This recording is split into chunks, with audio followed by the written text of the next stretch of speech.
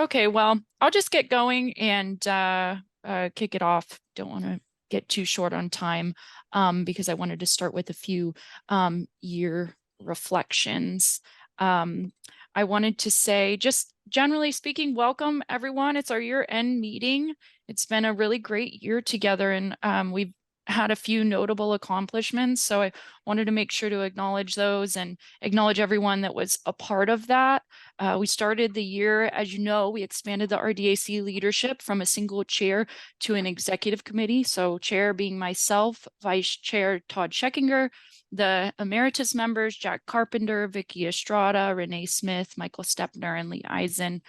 One of the primary goals of the establishment of this executive committee was make sure to include a diverse representation of disciplines. So not only architects, but also representation from landscape architects, urban planning, and policymakers. So I want to give a really big thank you to everybody who's involved with the executive committee for your leadership and commitment to the group this year. I know we've had a rigorous meeting schedule, but I really can't thank you enough for your guidance and encouragement. In addition to that, as you all know, in one of our very first general meetings, together we established 3 subcommittees. And I want to recognize everyone who's been actively involved in their formation, not only the chairs, but also the members, starting with design governance that was chaired by Megan Groth and Heather Russick. The Regional Developments Subcommittee is chaired by Todd Scheckinger and Evan Fraser, and the World Design Capital, which is chaired by Vicky Estrada and Lee Eisen.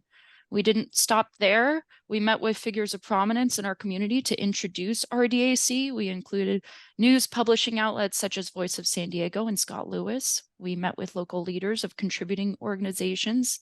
Notably, Todd and Vicky have really tried to expand our connection to ASLA and politicians and local leaders such as Heidi Von Bloom, the Director of Planning. Through leadership of the Design Governance Subcommittee, we hosted our first RDAC San Diego Design Week panel.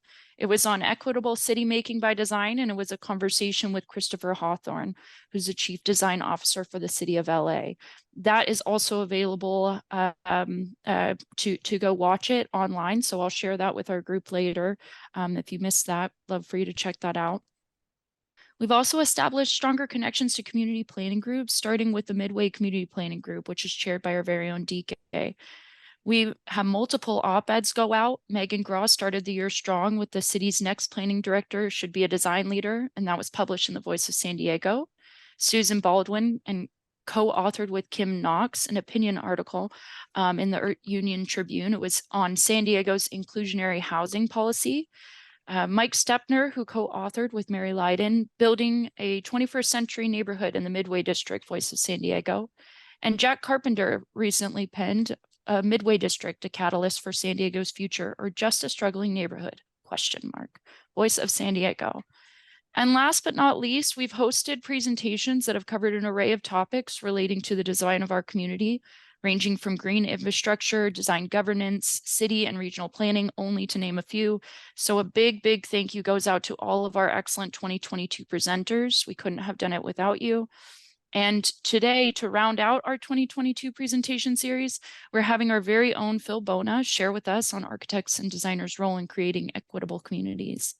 And although for many of you, he doesn't need an introduction, I wanted to share a little bio for anyone that has not yet met Phil, and also just to recognize his background. He has enjoyed a diverse career spanning over 4 decades as an architect, planner, educator, and futurist. He received multiple fellowships and honors from the American Institute of Architects nationally in California, in the San Francisco Bay Area, and in San Diego.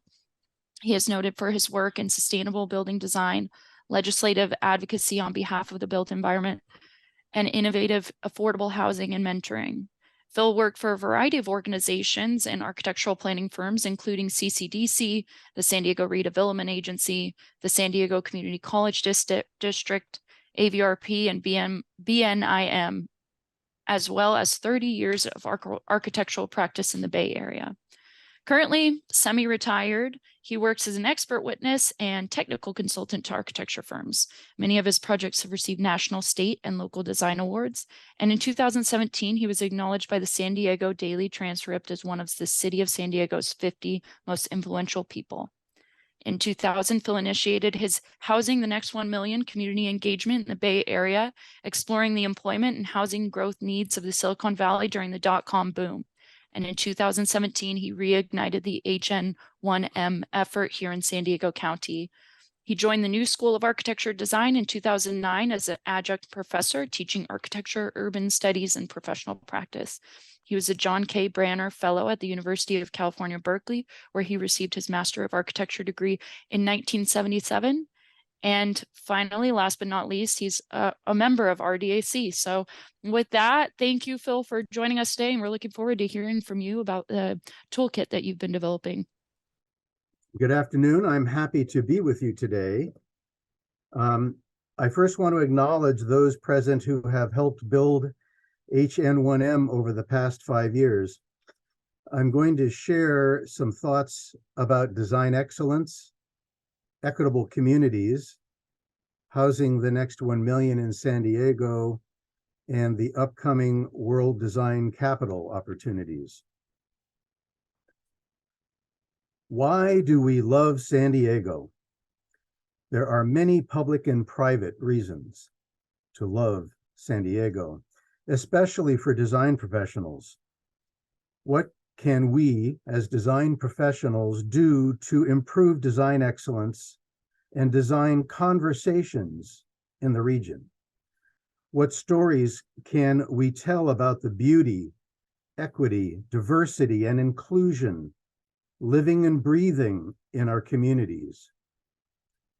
A gentleman named Cornel West once said, "Justice is what love looks like in public." Is that true in San Diego? San Diego gained the right to call ourselves the World Design Capital in 2024. We earned this ranking, and we need to tell the story of our past, present, and future successes. I believe it's time to take this 8th largest city and California-Mexico border region to the next global level. We can do that with new, updated, equitable planning policies, creative land use changes, and reinvented housing typologies to accommodate the next 1 million San Diegans. My purpose in presenting today is to rally the Housing the Next 1 Million band back together, to take our lessons learned and promote a healthier vision for the San Diego Tijuana region. Can we become one of the top 10 US cities? I believe we can, and we can become a shining example of how to accommodate population growth in a wise, safe, healthy, beautiful, sustainable, and well-landscaped, cost-effective way. What are we trying to accomplish? HN1M is primarily a nonprofit public resource effort, focusing on elevating the knowledge of a community and a neighborhood. We want San Diegans to accept innovative growth design solutions that embrace the notions of justice, equity, diversity, inclusion, and beauty as healthy urbanism. As a squeaky wheel, HN1M hopes to encourage housing developers, manufacturers, and the city to provide another 400,000 housing units in San Diego County before 2050. Excuse me. What if we could reconnect and actually fund our intended city of villages? HN1M strives to align and celebrate the goals of these strategic growth areas. We will demonstrate innovative, sustainable, and energy-efficient community design solutions. We promote a strategy to implement a renewed, healthy, mobile, resilient, job, and resource-rich environment that is pulsed and smartly linked by San Diego's transit areas. HN1M has built a community of supporters and sponsors who are still eager to see the best housing affordable solutions for San Diego County, especially as we approach the 2030 design milestone and the 2024 World Design Organization celebration. Through local design assistance teams, AIA national strategies such as a blueprint for better cities and the equitable communities framework includes new tools and resources to support the active community engagement of state and local AIA components. Together, AIA and our industry partners can advocate and plan for innovative community housing growth solutions that benefit the homeless, the workforce, and our seniors.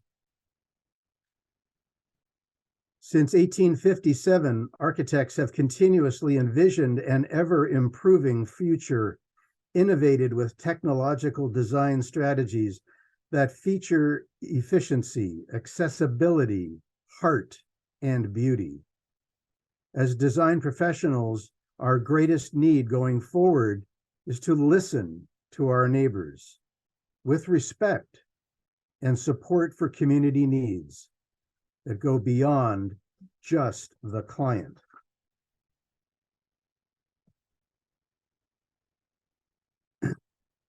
We want to create a sensible roadmap for the future growth of our neighborhoods. Cumulatively, and engaging a SWOT analysis, 12 teams made up of architects, planners, landscape architects, community planning group representatives, builders, developers, and realtors, along with students and faculty from nearby universities, and representatives from Youth Build, the modular housing industry, SANDAG, and city staff all came together to address their local issues through workshops and charrettes. In 2017, HN1M offered 9 workshops with architect and engineering firms as venues. This public health workshop helped the teams to better understand the critical interrelationships between public health, walkability, mobility, healthy buildings, and the balance between the built and natural environment. With partners such as Circulate San Diego, we learned how to take transit-oriented districts to the next level for the next 1 million. These topics were discussed at a workshop with almost 100 participants. One of our final workshops featured economist Dr. Lynn Reeser from Point Loma Nazarene University. She discussed the runaway regulatory costs of entitling and permitting new housing. Representative builders, developers, architects, and engineers also presented on this topic. The 2-day LDAC community charrette held in November of 2017 yielded 24 4x8 boards filled with images, goals, objectives, strengths, weaknesses, opportunities, and threats from case study solutions that graphically began to address issues and opportunities from each of the 12 neighborhood districts. Some of the lessons learned from HN1M's case study solutions include the need to address gentrification, healthy urbanism, sustainability, resiliency, and accessibility. Solutions such as retrofitting neighborhoods with new energy-efficient electrical microgrid and water treatment infrastructure offered alternatives to traditional regional utility and wastewater systems.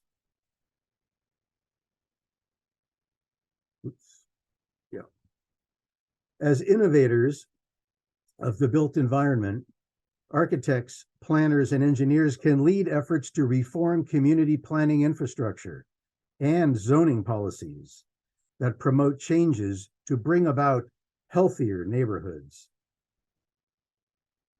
Within the annual threat of wildfires and earthquakes in our region, creating community resilience by building with smart and sustainable resources and better managing regional and local infrastructure, we also need to embrace smart preservation as the foundation of redevelopment. We must respect and repurpose our aging buildings, parks, and streets, using incentives like alternative financing and public-private partnerships.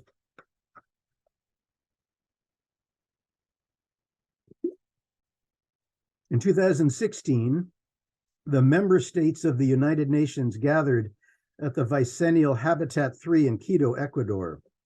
Together, they forged a set of canons created to prepare local communities for sustainable and equitable population growth in all global cities.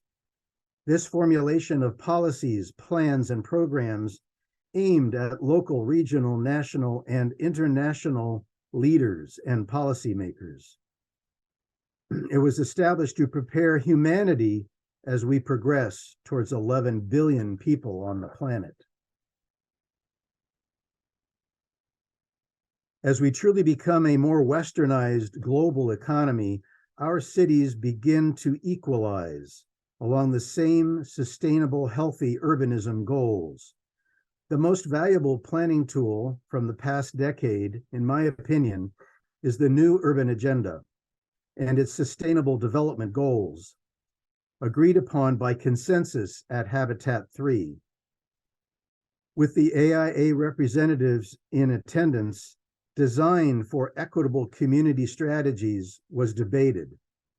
A blueprint for better cities surfaced as the opportunity to embed social justice, equity, diversity, and inclusion within the pre-design and design phases of our services. HN1M continues to fight for adoption of these strategic goals for our San Diego region. The new urban agenda proposes new policies defining everyone's right to the city.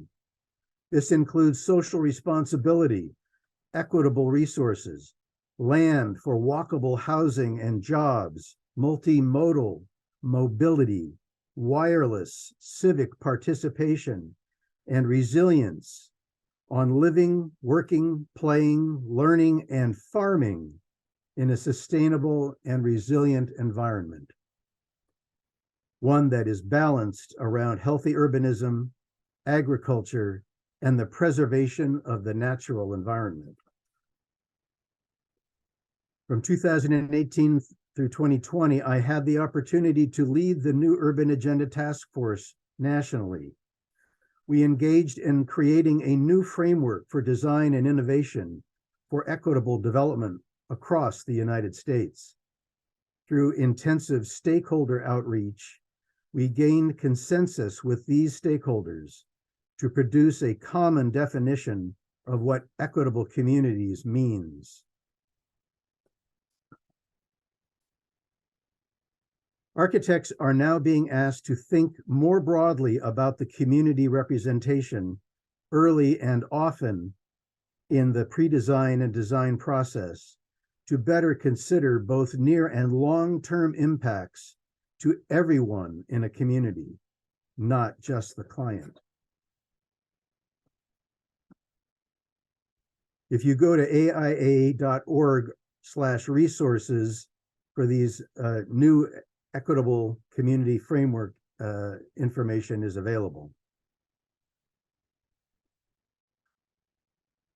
In 2020, this work was captured in AIA's Housing and Community Design Knowledge Community publication at the 10th session of the United Nations World Urban Forum. It challenged global communities to embrace the new urban agenda and its sustainable design guidelines and commonly implement them by 2030. Equitable communities analysis and policymaking create the need for unique architectural services as a benefit of community-based design. Some roles include operationalizing pro bono agreements, updated project selection protocols, the introduction of tools for measuring equity, community mapping, and the use of co-design tools. In association with San Diego's World Design Capital Group, HN1M intends to brand 2024 as the year of innovation in housing for the region. Again, a robust calendar of workshops and activities are being developed to engage and inform citizenry and the marketplace, with the hope of promoting a new generation of YIMBYs. HN1M will host public topical workshops related to issues around housing affordability and healthy community planning for the future. So my plan is to put the HN1M band of volunteers back together in 2023 and 2024 for town hall meetings, workshops, and charrettes. Returning to New School for access to faculty and students, we will open our invitation to UCSD, SDSU, Mesa and Southwestern colleges, and the SDUSD, Unified School District, and engage even high school students with faculty and student opportunities throughout the county. Wouldn't it be great if conversations around the dinner table countrywide or countywide discuss the benefits of innovative design at every level? Architects, planners, and engineers in the region can join in celebrating the HN1M charrette outcomes through video and public presentations with the aid of public library system. As AIA San Diego has done in prior years, we can fill several galleries in San Diego at Balboa Park, the Museum of Contemporary Art, and in Escondido and Chula Vista.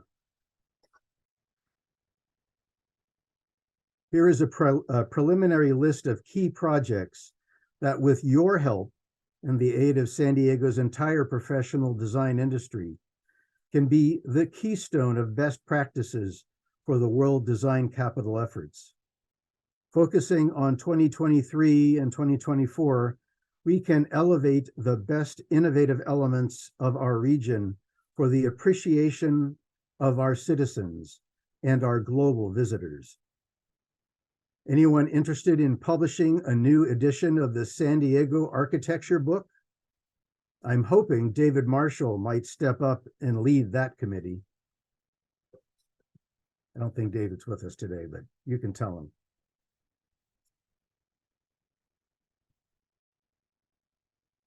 As many of you know, a subcommittee of RDAC, the Regional Development Committee, has been working with professionals and community members to assemble the most appropriate evaluation criteria tailored to address the needs of the diverse Midway community.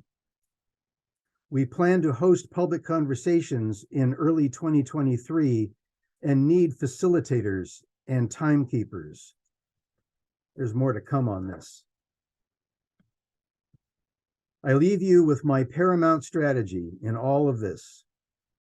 In designing for excellence in the creation of innovative housing lies the need to motivate creators of the built environment to seriously provide for every fundamental human need within a neighborhood to promote justice, equity, diversity, and inclusion with healthy living, walkability, life resources, clean natural environment, safe streets, and thriving neighborhoods. Thank you, and please consider joining HN1M and AIA San Diego and get involved with the upcoming 2023-2024 WDC activities. Thanks a lot. Thank you so much, Phil. It's really refreshing to hear you kind of get going on the world design capital programming and not just waiting for the WTC leadership to, you know, ask for things. So I think we definitely, as a RDAC, want to be proactive in that and look towards programming as well. I was wondering, for your 2017 charrettes that took place, seemed like it might be somewhat of a basis of inspiration for the upcoming charrettes. Do you have any lessons learned, areas that maybe you anticipated objectives or goals to come out of those that didn't, or things that were successful that you definitely want to incorporate into this series? Problem over the 22-3 years I've been involved with HN1M is really follow through. And you know, I'm a guy. I have a lot of ideas.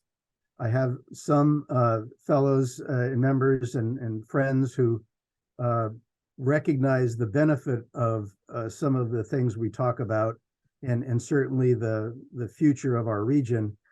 But it really has to be owned by everybody, and everybody needs to get on the bandwagon and speak about it, if not at your own dinner table. At, you know, you belong to AIA, but you also mostly belong to other organizations, and they can hear these things as well. And so, you know, there wasn't and the fact that it is a big effort, and there was some level of burnout after the charrette, and many of my colleagues really went beyond the call of duty in that time. But it comes out at the end of the year, and you know, people go into the holidays, and it just kind of stopped. We took the boards, the 24 boards, we brought them to some libraries, we put them in several city hall buildings in the lobbies, and people came by and talked about it. But I really need the help of my professional community to be the additional spokespersons as we go forward.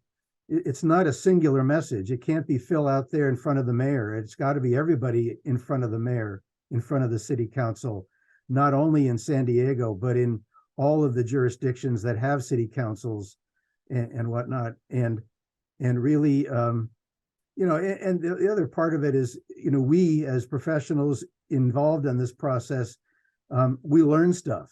We learn about our neighbors, we learn about our environment, we learn about what's important, and that filters into our work as professionals and ultimately joins and becomes integral in our client projects, and it strengthens our gift of speech and of design, and we have things to fall back on, that we've worked hand in hand with our neighbors and come up with these ideas. And my hope going forward is that the 12 districts that we kind of hung our hat on in 2017 are reinvigorated in 2023 and 2024, and actually, you know, have an action base and get some things done, even if it's a turnaround roundabout in the middle of a street, existing intersection with a tree in it, or a bulletin board saying what community activities might go on in that neighborhood.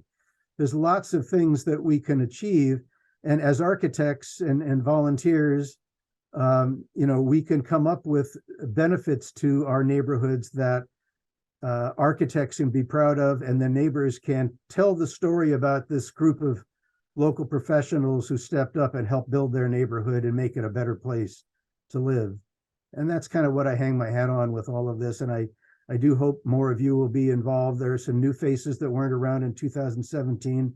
And you know, I'm thankful for the young of our group, and look forward to the students and the young faculty, and you know, even Mesa College and Southwestern, and getting those students some hands-on with professionals experience, so we can build our fray. We can have more architects in San Diego that are passionate about the future of healthy urbanism.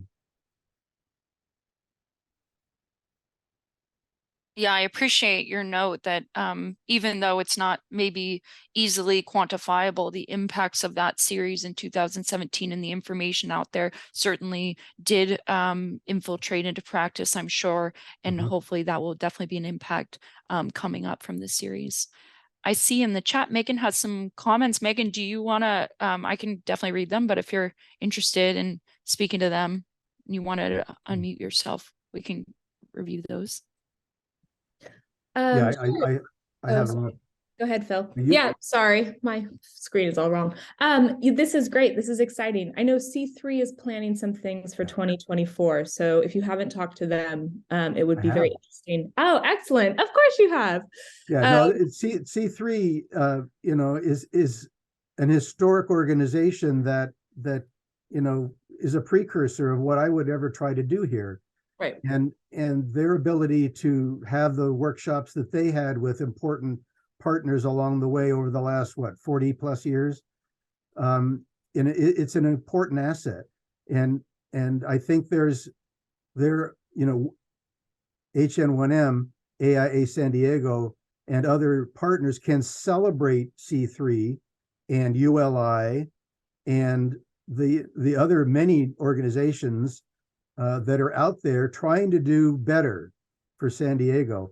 I'll tell a quick CCDC story. When I first joined in 2007 as Assistant Vice President for Architecture and Planning, I reached out to the environmental groups and the sustainability groups.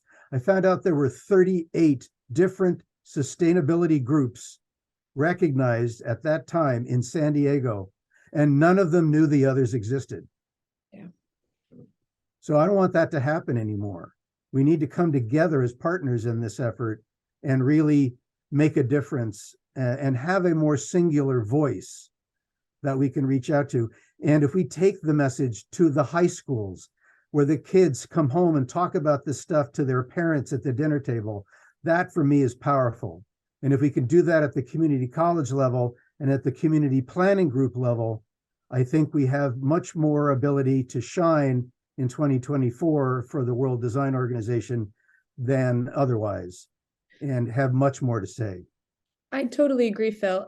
So, you know, and what you're saying is what so many of us in these organizations are saying right now, because there are so many people working in this sphere who are not talking to each other. And so much like, you know, just the concept of a charrette or something like that, you know, something that's being talked about a lot. So then my question for you is, how is the planning going with this? You know, how is the planning going? You know, how is working with the World Design Capital going? You know, I think, you know, how can we all collectively move forward so that we're not trying to repeat the same thing with the same group of people, and therefore not actually, you know, we want to collectively work and collaborate together. And so, yeah, what are kind of, how is that going? Who are you talking with, I guess, is kind of the main question. And then how do we fit this into that World Design Capital lead up and year, you know, and how receptive has the World Design Capital team been to some of this stuff? Yeah. Sure. So, you know, this is kind of new business for San Diego, and there are some new, to me anyway, there are some new faces, new voices coming out of the World Design Capital effort. You know, and these things have their own legs, and they you know, it's kind of like the first half of a centipede. You know, there's stuff going on. Their ideas being branded. There is a website in place that they have. There's a preliminary calendar that they've published that starts to talk about things that could happen. For me, for Housing the Next 1 Million, and you know, being the Pied Piper, I'm saying that there may be you know, 2 or 3 more months, maybe through March, to really kind of have opportunities to be face to face, and COVID hasn't helped at all, with the leaders of the World Design Capital effort. I am in touch with Lee and Mike in that regard, and I've actually started a complementary calendar that might you know, kind of showcase in for my purposes, what HN1M activities might be that are that are supplementing and in concert with what the World Design Forum wants to do. My sense is that, although Mike and Lee are involved, they're not reaching out to all the design professionals in the community to really, take all of the energy from this group and utilize it. They're focusing more on business and the San Diego Tijuana connection, and frankly, I'm a little, I won't say concerned, but I think there's a lot of work ahead to engage the San Diego Tijuana region as a cohesive voice for what can happen, not only to be represented in 2024, but to truly make that true as a region with a cross-border situation. And I always, when at the beginning in 2017, when Mr. Trump began talking about border walls, I said, let's build a border wall. We'll make it a mile thick, and we'll put a whole environment in the middle of it so that people can move like a duty-free zone inside of the wall and create commerce and opportunity and conversations that could happen there, and build parks inside of it and make it a place to go, a designation at the border, and celebrate the relationships that we have, Rodriguez Field and other assets that are available to us, as well as commerce and the wonderful architects that Tijuana has to offer in Mexico. I don't think we've really tapped that yet, and we need to understand better how to do that. And architects have been doing that to some degree with buildings and projects and relationships over the years. So I think we're the first point of entry for that, and yet we haven't been tapped yet. And so it's about having these conversations with them and building that. And I would like to have a kickoff meeting, and we haven't said that per se, on Midway in March. We have set up a town hall meeting. Hopefully DK is going to be instrumental in that, and create the ability to bring the neighbors together, have some facilitated conversations, and begin a series of relationship building exercises that can inform the public. We have a different height limit now. There's new conversations, there's fears and challenges, and HN1M and AIA want to come together and really begin to allay those concerns of the neighbors and the public, that the development that could ultimately ensue there will be something that San Diego could be proud of. Even to the extent of what's happening out there at San Diego State with the stadium and that whole campus development.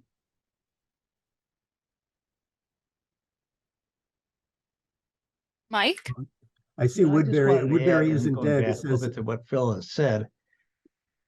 It's up to us to engage the World Design Capital. They want this. The kind of thing that Phil described is what they're looking for. They want to, but they're not an organization that has money to give us, but they're an organization that can partner with us in elevating the whole discussion. So we are going to go, and with this and other things, we have to put our package together and go forward. And Phil his program has been sent to WTC folks, and they want to talk about it after the first of the year. So we'll see how all that proceeds. But I think there's more that we can do, and some of the other things that we're talking about just have to initiate. We need to initiate and then go to them versus waiting for them to tell us, please do something. One of the things I guess I'm wondering about is, I know it's kind of a general call for RDAC members and other contributing organizations to help in this effort, but I'm wondering if it helps, because sometimes when that happens, it's just a general call, you have people show up and nobody really taking over tasks or specific actionable items. Is there any way that, as we're strategizing about 2023 and RDAC, that we could potentially in the future identify some specific tasks or actual items that we can help with this effort, and then we can track those and move the ball forward? Yes. So there was an identified volunteer leader for each of the 12 neighborhood districts that we engaged with in 2017.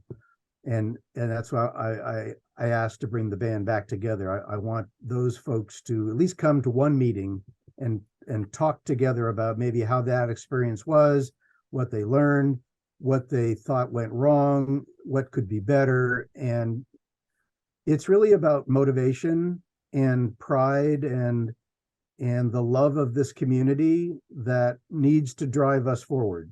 And the World Design Capital effort is an excellent opportunity to showcase design, to showcase architecture, to showcase the fruits of our work. And even when I was president, I floated the idea, which wasn't ultimately accepted by the AIA board, of a Beaux-Arts ball around Halloween of 2024 that everybody could dress up as a building. We could have it at Balboa Park. We could have a great old time, and it could be a celebration. We need to come up with celebratory ideas for 2024 that, for me, are based on the work that we then did in 2023 and 2017. And, coming out of COVID, if COVID hadn't happened, I think there would have been a greater momentum of the work that we did. And I think there's an opportunity to do fun things and for AIA to shine as well, and as a community leader, for ULI to shine, and C3 to have wonderful debates and conversations, and the city council to meet separately with housing groups and maybe even build homeless shelters and homeless housing that begins to at least cut our homeless housing problem in half. Even if we shoot for cutting it in half, that's better than leaving it the way it is, growing and growing. All of these things are important, and it's going to take a village to solve the problem. Certainly. Yeah, our DAC is definitely willing to step up and be involved. Just let us know, especially if there's specific asks. We'll keep talking. Yeah, Bill, this is awesome. Thanks for presenting. That was a great presentation. I'm thrilled to hear that you're revisiting this and bringing it back. I mean, so much has changed since COVID. The building and the built environment has changed since COVID, with all of everybody taking over the street frontages and whatnot. It's just we have a new palette to choose from a little bit. And there was so much. I think some of the I was a part of the HN1M effort, and it was an intense weekend for everybody, for the volunteers, plus all the planning that went into it. And I think what made it such a great success was all of the months of preparation. And every month you guys had a different meeting that focused on a different aspect. And I wonder if that's something that would be good to distribute to the group, because there's a lot of effort that was just put into that prep. And there was like tiny homes and things like that, to where you look at communities that could use infill. What are some opportunities to design in places that are already built up and stacked up storage containers and things like that? There's some really cool, innovative stuff that was shared. I wonder if we could have those either maybe not represented, but reshared to the group. Like every week there's a new seminar that you guys did that could be distributed. So I'm going to give Mike a quick little homework piece. Could you check in New School in the graduate room up above there whether the boards are up in the loft area still, or if they've been tossed? If you could just double check that, I'd appreciate it, because if the boards are still there, we can and they've been so generous as to house them for the last 5 years. It's amazing that it's 5 years since we did that. No pun intended. Yeah. But I think I think they're useful tools, and they begin to show the kind of conversations that can be had, and to give permission to neighbors to think outside the box, even though it may not be a popular thing like a height limit issue or a view issue or other kinds of things that neighbors get quite concerned about. And to be able to say that, you can have these debates, we can have these conversations. You're not going to please everybody all the time, but you're going to educate people about what other people think and how their priority systems work. And maybe we can elicit change and a redistribution of priorities. And for me, 2025 wants to look seriously at our general plan and the land use plan and those documents, and to brush them off and to come into the 21st or 22nd century in the regulatory environment that governs our region.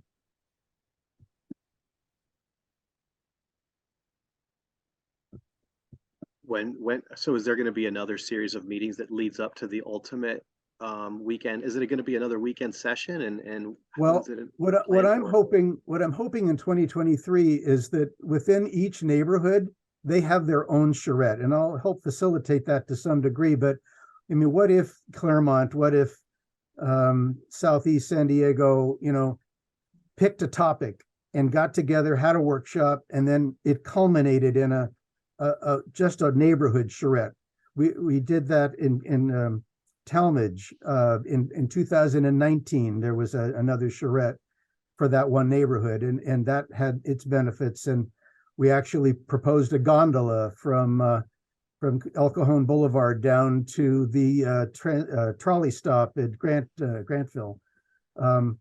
So these are things that can happen, and it's just about putting the ideas out there and gaining support. I mean, when I started with HN1M in 2017, I strategically met with every single city council member and their aides, because the aides do the work, and began to talk about these ideas and talked about them in the context of their neighborhood, the neighborhood that they as city council members represent, and what could happen architecturally, infrastructure wise, on many fronts, and we can do it again.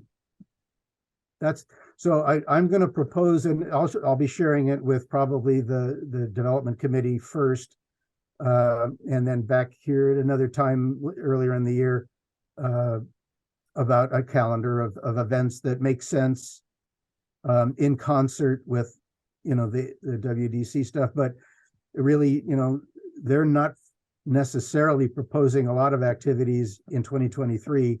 My idea was that we do the greater amount of work in 2023 and we celebrate the poo out of it in 2024, and really make it so that everybody's in the city or the county are talking about the design efforts of our county and what's good and what's bad and what needs to be changed. And I'm mad as hell and I'm not going to take it anymore.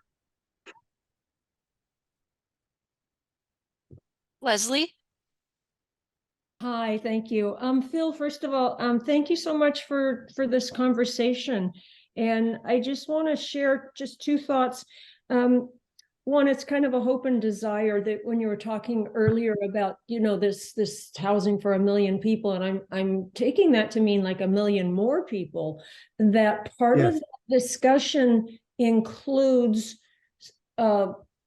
exploring the possibility, excuse me, of building,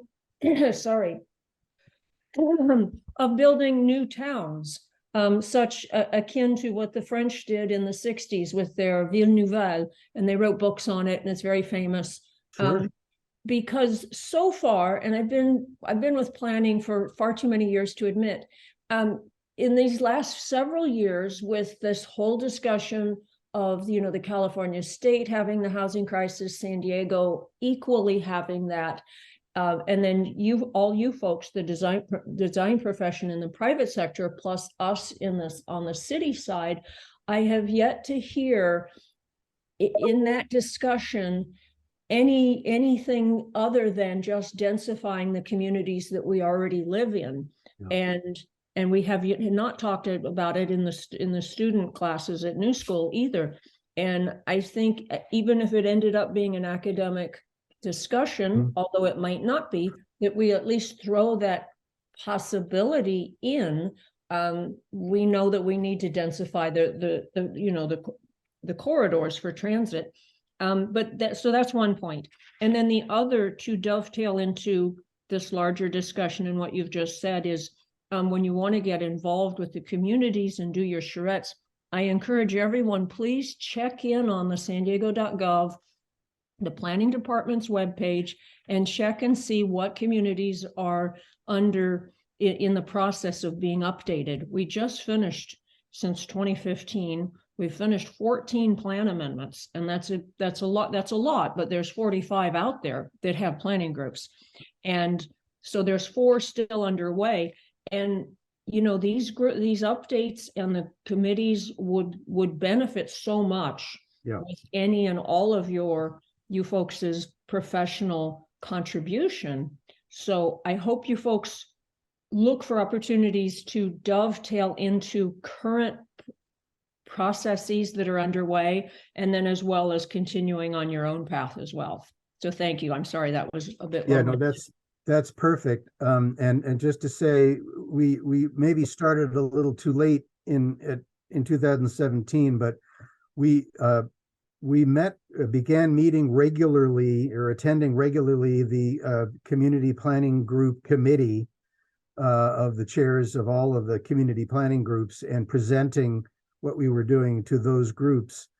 And my hope is that perhaps the community planning group, least representative, the main representatives, if not the whole group in each community, can be a part of the conversations, the workshops, and the charrettes that might happen.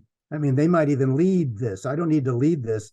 If the community planning group wants to lead a charrette in their own community, so be it. I'll help facilitate as I can, but or the group. I mean, there are others who, Ed Nodland and Jim Elko were extraordinarily instrumental in 2017, and they were citizens, and they just started coming to the talks, the workshops on a monthly basis, and found it interesting, and kept coming, and then stayed, and God bless them for it. It helped me incredibly, and they weren't even architects. So I'd like to have more citizens do that. I'd like to have a group of citizens in each neighborhood.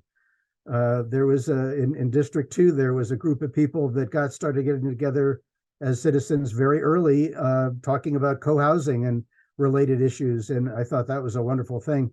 I will say to Leslie, so since I've been in San Diego since 2007, there's been an incredible level of fear and paranoia, I'll say that gently, about new housing or new growth, new city growth, new town growth. And people thinking we've overgrown as a population the county land that we so dearly love. But in fact, we only really inhabit about 5 to 10% of the land that is San Diego County. And I happen to believe, given, the million people, the additional million people comes from straight line demographic growth projections that started 150 years ago. And if you draw a straight line of growth from then to now, and you look to 2050, it's another additional million people. Okay. Now, some of those people are going to be born here. They're new births, but some people will be coming here. And with the celebratory factors of the World Design Capital and the climate and the wonderful architecture and the parks that we enjoy here, we're going to get more people, period. And they're going to keep coming. I think, you can't really rely on straight line projection. We just had a pandemic, and it's going to go down for a few years, and it's going to come back again, and we can't stop progress. But if you take spa wars out of the equation and you build a whole new industrial development plus housing that supplies, housing to new workplaces, new live work places around the county, maybe it's not a city, maybe it's not a new town, maybe it's just, again, more densified neighborhoods. But to Leslie's point, we can't stop there because there's not enough of that. And we don't want to make the beautiful city that has grown over the last 500 years such an industrial kind of thing. So I think there are other lands that when I did this in San Francisco, we relied a lot on brownfield land that was available or existed in the region. And, military complexes leave behind brownfields. And we have missile silos up on Poway's Mountains that is acres and acres, thousands of acres of land that could be a new town. And other areas that are out there, even to the southwest towards El Centro and those areas that really could, from a county point of view, begin to redistribute growth in areas maybe even closer to the border. And I think those areas, there was a move in San Ysidro, El Centro to do some of that, and it kind of came and stopped. Developers saw an opportunity, took it, and then left. And we need to resurge those kind of development opportunities. I happen to believe that there is a methodology out there, and I'm going to use my current hope is that public banking becomes a real thing in San Diego, as it has now been approved by the state and has been approved by San Francisco, LA, and Oakland, among others, that can be redistributed into a privatized redevelopment process. That monies can be made available through public-private partnerships, and developments could begin to resurface as they did through CCDC and all of the, we don't need tax increment, but we need money. So we need vehicles to bring money to the development community where we're sharing the load of progress with developers and the city and new public-private partnerships. And that could even come out, maybe we can even talk the Navy into participating in some of that. So there's lots of possibilities. I just think we need to begin the conversations, distribute resources to individuals who are passionate about these things, and go from there. Just keep talking. You've certainly given us tons of food for thought, Phil. Thank you for that. Renee, we're a little bit over time. Do you want to leave us with a parting comment? Just a quick comment to Leslie and Phil. I think there are lessons to be taken away from the recently approved Mira Mesa Community Plan update that can inform not only the forthcoming university, city, and college ones, but also further plans. So as you look to 2023, I would point you, Phil, particularly at those three plans for the lessons learned, how they can influence future plans, and that concern that you have that's so prevalent in the community about future growth. Thank you. Thanks for that comment, Renee. And thanks again, Phil, for the presentation. We look forward to it. My pleasure. Just as a start of a conversation going into 2024. Thank you, all the members. Again, this has been a great year. We'll start 2023 with presenting the strategic plan for RDAC for the year, and look forward to getting some more good things going. So with that, we'll say goodbye, and the executive committee, if you could please stay on, and we'll have our closing chat. Thanks, Awesome. everyone. Thank you. Thanks See you next everybody. time. Thank Happy you. holidays.